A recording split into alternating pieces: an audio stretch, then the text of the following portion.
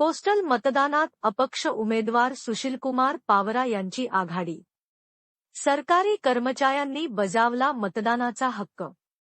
Shahada. Sir, आम्ही postal मतदान तुम्हाला केले आहे. आम्ही तुमच्या पाठीशी आहोत. आमच्या कुटुंबातील लोकांनाही तुम्हाला मतदान करायला आम्ही सांगत आहोत, असे म्हणत विविध क्षेत्रात कार्यरत असणाऱ्या सरकारी कर्मचाऱ्यांनी अपक्ष उमेदवार सुशीलकुमार पावरा यांना पाठिंबा दर्शविला आहे. नंदुरबार, धुळे जिल्ह्यासह जळगाव, रत्नागिरी, सिंधुदुर्ग, कोल्हापूर, सातारा, सांगली, पुणे इत्यादी सरकारी क्षेत्रातील कर्मचाऱ्यांनी सुशीलकुमार पावरा यांना पोस्टलद्वारे मतदान केल्याचे खात्रीशीर वृत्त आहे. नंदुरबार लोकसभा मतदारसंघासाठी बिरसा फायटर्सचे संस्थापक राष्ट्रीय अध्यक्ष सुशीलकुमार हे अपक्ष निवडणूक लढवित आहेत.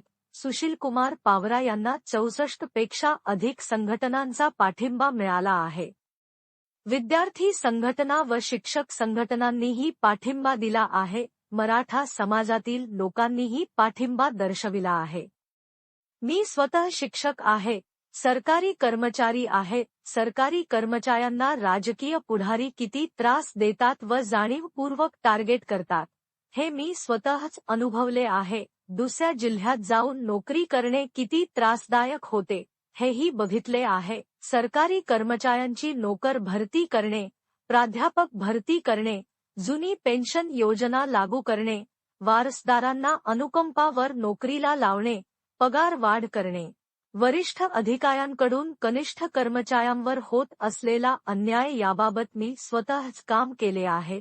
त्यामुळे सरकारी कर्मचाऱ्यांचे 100% मतदान मला मिळेल, अशी मला खात्री आहे. सर्व सरकारी कर्मचाऱ्यांना मी जाहीर आवाहन करीतो की आपण सगळ्यांनीच पोस्टलद्वारे मतदान करावे. ही विनंती. मतदान करणे हे राष्ट्रीय कर्तव्य आहे. तुमचे एक मत सुद्धा खूप किमती आहे.